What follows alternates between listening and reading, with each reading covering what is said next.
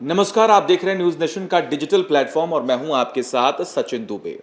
दुनिया में कई जगहों पर इस वक्त युद्ध की तमाम खबरें सामने आ रही हैं।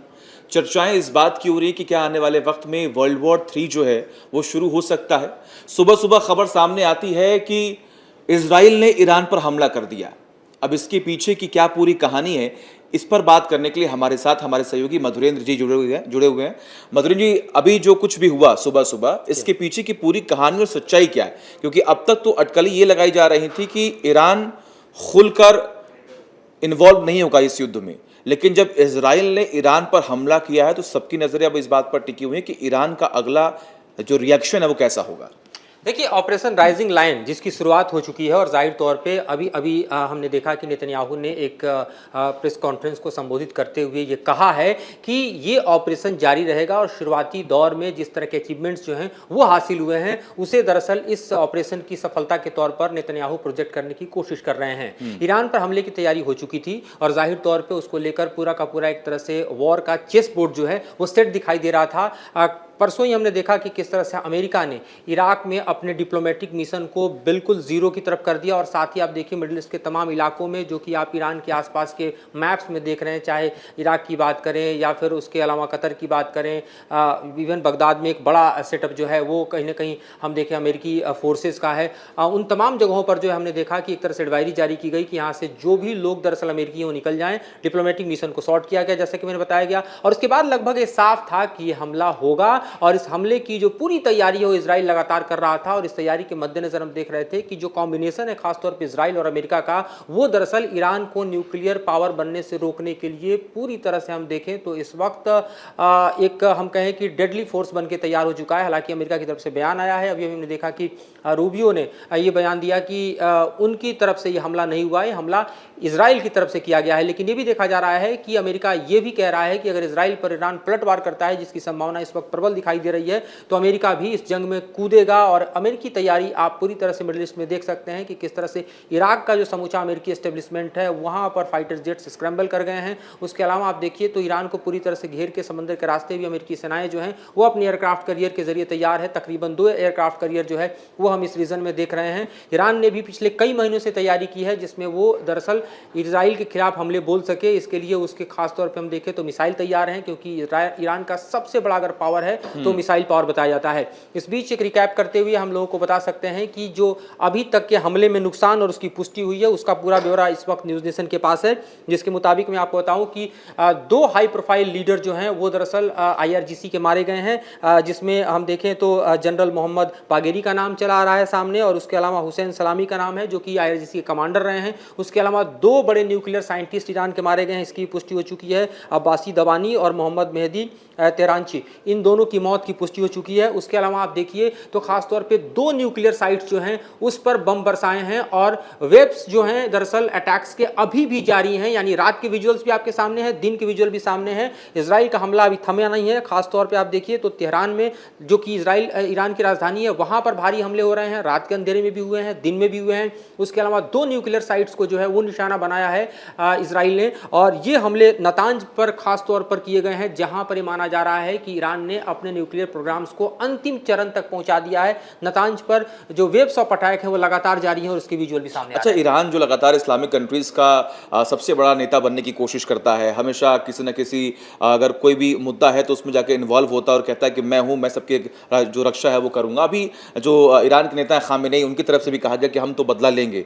क्या अनुमानित आप बता रहे हैं, क्या आशंकाएं, कितना बड़ा ये हमला जो है ईरान कर सकता है इजराइल पर? और सबसे बड़ी बात, सैन्य ताकतों की बात करें तो क्या ईरान और इजराइल में कोई कंपैरिजन है? देखिए, अगर आप सैन्य ताकत की बात करें तो इजराइल की सबसे बड़ी ताकत है उसके फाइटर जेट्स।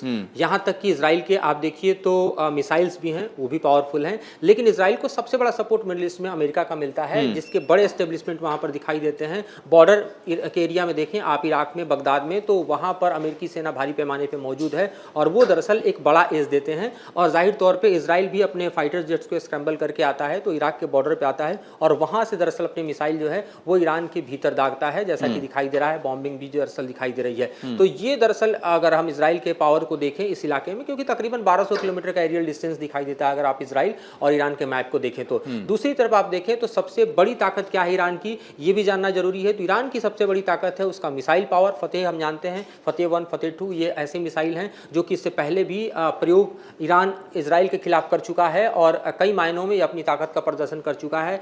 हमने देखा था कि जब रजा जहीदी मारे गए थे, खासतौर पे आप देखिए कि जो कि टॉप कमांडर माने जाते थे IRGC के इजराइल के रीजन में, और उनका सबसे बड़ा हेडक्वार्टर जो है वो दरअसल हम देख रहे थे कि इजराइल के बॉर्डर एरियाज़ में हैं, वो दिखाई दे रहे थे। और ख़ास तौर पे आप देखिए उनके मारे जाने के बाद हमने देखा कि दोनों तरफ से एक्सचेंज ऑफ फायर हुआ, उसमें ईरान ने भारी पैमाने पर जो है वो इजराइल को अटैक किया था।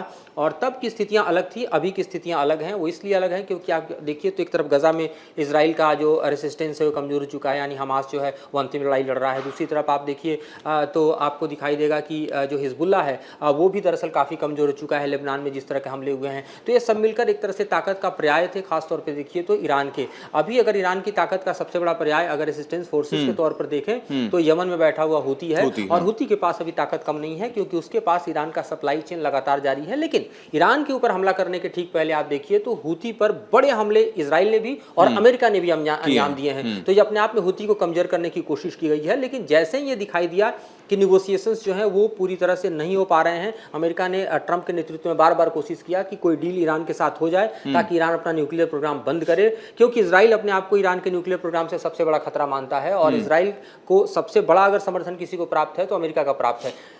अच्छा, सबसे बड़ी बात है कि मिडिल ईस्ट में लगभग 16 से 18 कंट्रीज हैं मेरे ख्याल से, और हम देख रहे हैं कि इस वक्त मिडिल ईस्ट में ही कई मोर्चों पर ये युद्ध के जो आसार हैं वो और बढ़ते चले जा रहे हैं। अभी आपने जिक्र है कि देखिए क्या खतरा अमेरिका को है, अमेरिका को ही क्या इस युद्ध के पीछे की सबसे बड़ी वजह माना जाए? क्योंकि अभी चर्चाएं इस बात की भी थी कि बिना ट्रंप के आदेश के इजराइल ने ईरान पर हमला नहीं करेगा, लेकिन अभी तो स्टेटमेंट दिया गया कि अमेरिका का इसमें कोई इन्वॉल्वमेंट है ही नहीं।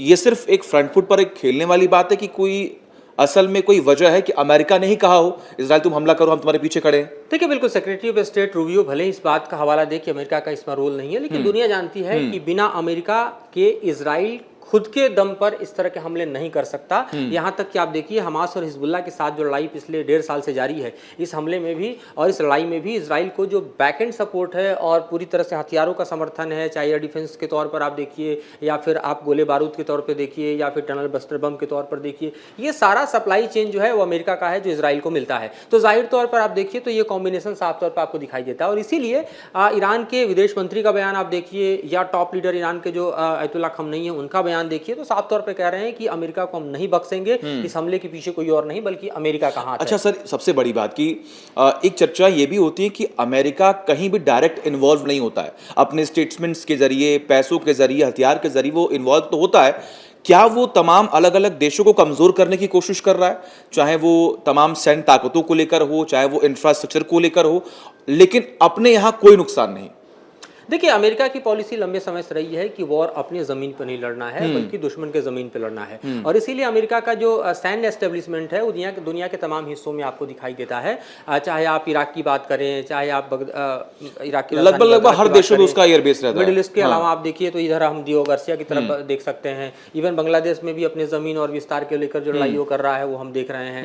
तो अमेरिका का एस्टेब्लिशमेंट जो सैन्य एस्टेब्लिशमेंट है पूरी दुनिया में फैला हुआ है और उसी तरह से वॉर जोन क्रिएट करता है। और चूंकि अमेरिका की इकोनॉमी जो है पूरी तरह से हम देखें तो इनोवेशंस में सबसे ज्यादा डिफेंस सेक्टर पर डिपेंडेंट रही है, लिहाजा वॉर उसको सूट करता है, उसकी इकोनॉमी को सूट करता है। और इसीलिए बाइडेन ने जिस तरह से वॉर जोन्स खोले, चाहे आप रसिया यूक्रेन का देखें या फिर इजराइल और हमास का देखें, तो यह अपने आप में जो प्रोलॉन्ग वॉर जो है उसके पीछे अमेरिका एक बड़े सपोर्ट के तौर पर खड़ा दिखाई देता है। और आखिरी सवाल, वर्ल्ड वॉर 3 क्या सच में हो सकता है क्या?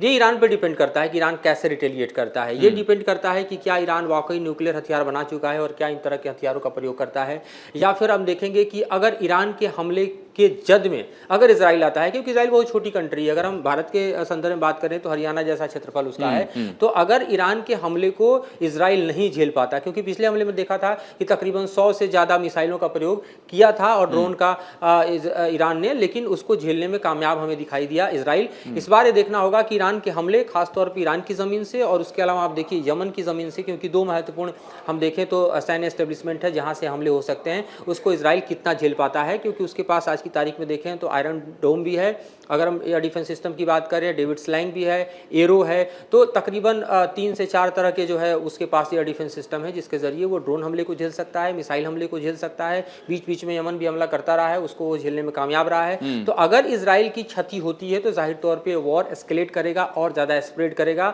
और ज़्यादा महाताकतें इसमें आ सकती हैं। लेकिन अगर ये इसी तरह से होता है जैसे पहले देखा गया है कि इजराइल ने ईरान के ऊपर हमला किया, ईरान ने भी इजराइल के ऊपर रिटेलिएट किया, तो संभव है कि इसका विस्तार न हो। तो हालांकि देखना होगा आने वाले वक्त में क्या होता है, ईरान की तरफ से कैसा जवाब इजराइल को दिया जाता है। लेकिन इजराइल जो ये लगातार ठान कर बैठा हुआ है कि अपने दुश्मनों को वो निस्तनाबूद कर देगा, जो हम लगातार देख भी पा रहे हैं।